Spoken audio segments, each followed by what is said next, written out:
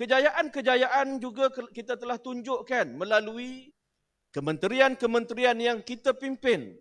Kita boleh lihat Kementerian KPDN di bawah Allahyarham Yang Berhormat Datuk Seri Salahuddin Ayub yang memperkenalkan inisiatif Rahmah, menu Rahmah, dan kerajaan kemudiannya memperkasa inisiatif itu kepada payung Rahmah.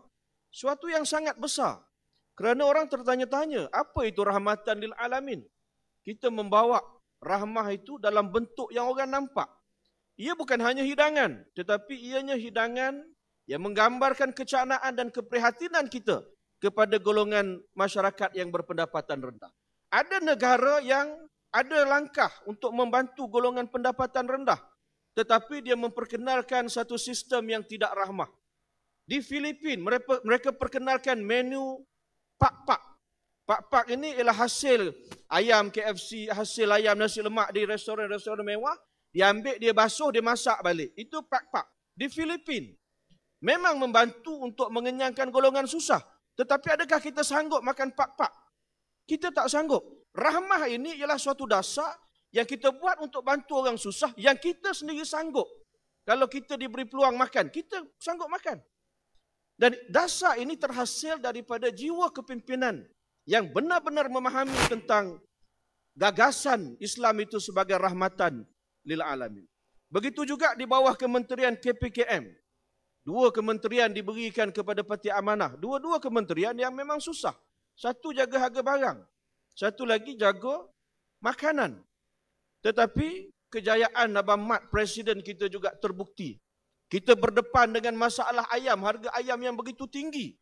Dan bekalan yang sentiasa terputus waktu perayaan. Tetapi berkat ketekunan, kegigihan dan kebijaksanaan. Dan sifat beliau yang berintegriti, yang tidak rasuah. Akhirnya masalah ayam terkawal walaupun kita tarik subsidi yang menjimatkan 3.8 bilion duit negara. Menarik subsidi telur. Telur dulu kalau tuan-tuan ingat 2021 kita tak jumpa telur. Telur di kedai-kedai yang mahal. Omega sebagainya. Sekarang ini lebih telur. Orang pula tak beli. Dan kita tarik subsidi, kita jimat 45 juta setahun. Sebulan. 45 juta sebulan. Dan kejayaan ini harus kita war-warkan. Begitu juga kejayaan dari segi padi. Inisiatif-inisiatif yang dibuat. Bekalan beras tempatan sekarang ini sudah kembali pulih di kedai-kedai dan pasaraya. Begitu juga di bawah Kementerian Kesihatan. Dalam tempoh 2 tahun, 3 tahun ini di bawah Madani, 12,984 doktor kontrak telah diserap sebagai doktor tetap. Ini satu kejayaan yang sangat besar. Dan 4,500 doktor kontrak lagi akan diserap pada tahun 2026.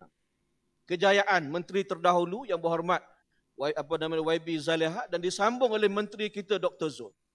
Begitu juga kementerian di bawah pimpinan kita sebagai timbalan menteri, Kementerian Pertahanan, Kementerian KPKT membawa pelbagai reformasi, perubahan-perubahan